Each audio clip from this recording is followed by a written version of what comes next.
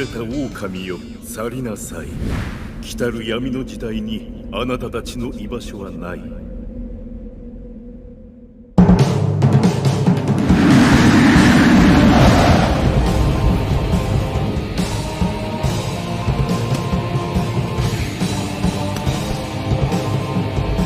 懺悔の時間はおしまいです。Hello and welcome. This is your host E Razor MK back again, and yes, baby, this time we're doing another character. This time it'll be Leopold Gonitz, or Gonitz for short. And you guys know the drill. We're going to do a little character history of Gonitz, and then I'm going to do a few inputs about Gonitz's trailer. And there's a special announcement that, SNK didn't announce. So, let's get started, shall we? Gonitz has his start in King of Fighters 96. He is also the final boss in King of Fighters 96. So, Gonitz is actually leader of the Hakikishu, basically the people that worship Orochi and try to resurrect Orochi. Basically, Orochi is basically their god. He is one of the four heavenly kings of the Hakikishu. And before I start in Gonitz' story, Gonitz is the pivotal character that got a lot of these characters into King of Fighters, and I'll explain why. Many years ago, before King of Fighters 94, Gonitz was only 18 years old when he faced off against Rugal. Rugal lost against Gonitz, and with that loss, Gonitz took Rugal's right eye. After taking Rugal's eye, Gonitz bestowed Rugal Orochi power. With Orochi's power, Rugal became insanely powerful, and with that power, Rugal started killing many fighters and add them to their art collection. And that's not all.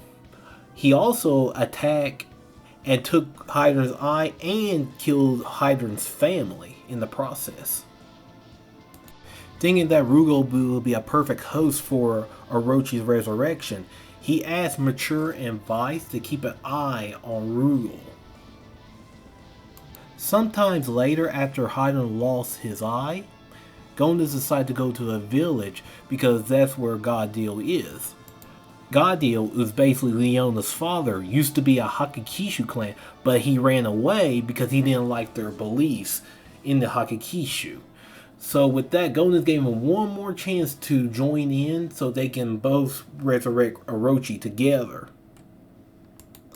Godil did decline Gonitz's offer. It did upset Gonitz a little bit until he sees Leona, who's basically half Hakikishu.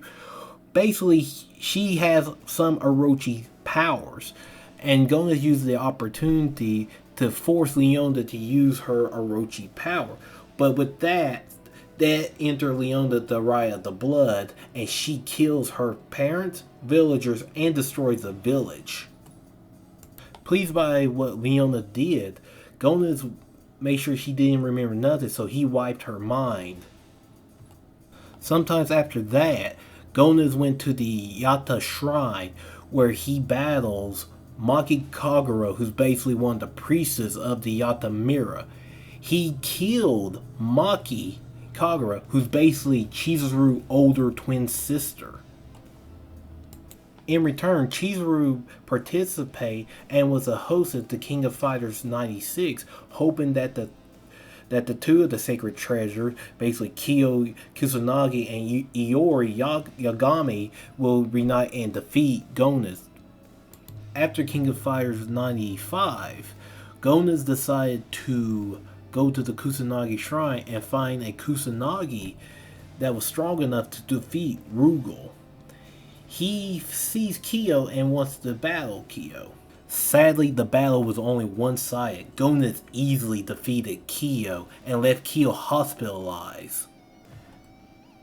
After releasing from the hospital, Kyo decided to train harder so he can actually defeat Gonitz. Before King of Fighters 96, Gonitz told Mature and Vice to join Iori Yagami in the King of Fighters 96 as part of his team so they can spy on how powerful Iori is. After Chizuru's defeat by Team Japan, Gonus entered the tournament knowing that Chizuru, Iori, and Kyo has entered the tournament. His main plan is to destroy 3 of the clan members to release the seal of Orochi. If Gonus' plan succeeded, Orochi will be released and resurrected, and with that, Orochi will destroy mankind.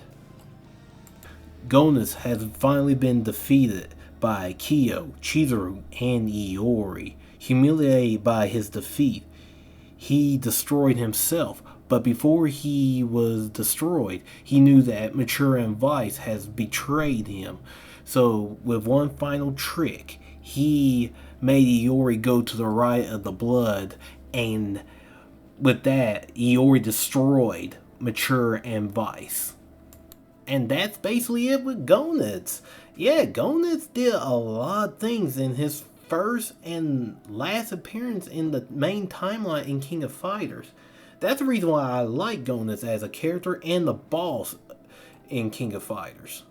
And before I fanboy out about how cool Gonus is, how he's like the puppeteer of everyone's fate and all that stuff, here's the cool part about Gonus. He looks, awesome in this trailer. I mean, all his moves, are basically back. His catchphrase, Coco de Ska, the tornado that always appear every time. I mean, Gonus really is unchanged from his previous appearance in King of Fighters. But the cool part is of Gonus' return is the return to boss rush mode. Meaning, Gonus is going to be like the very super boss like Omega Rugal was last year. Oh man, I'm so excited. And plus, when I saw Gonus' boss super, it's basically a callback from King of Fighters 2002 UM. If you don't believe me, just play King of Fighters 2000 UM, pick Gonus and use his Climax super and look at the boss super and tell me if I'm wrong. And the cool part about being the boss Gonus is that you get Gonus' alternate costume, and I love Gonus' alternate costume. I mean, I love his default costume too, because amazing character with excellent design. He looked like one of the clergymen, and then you all of a sudden just make him all black and all that stuff. Oh gosh, I am so excited for Gonus. Gonus is going to be released next week, June 20th, and I am so excited of trying him out. And speak of Winds of Changes, the exact same day as Gonus has been released, Cross Play is going to be released. That means if I'm playing on PC, that means I can play against people with PS4, Xbox One, you name it. Oh god, this really is exciting. And one more announcement. Samurai Shodown Rollback Beta 2 is going to be here real soon. So I'm kind of excited for that one too. So I love Samurai Shodown. You guys had no idea how much. With that said, are you guys excited about Gonus? Are you excited about crossplay? Cross-platform? Whatever. Samurai Shodown Rollback Beta 2. Leave your comments, leave a like, whatever. But anyway, this is your host, ERazorMK, signing out. I'll catch you guys next time.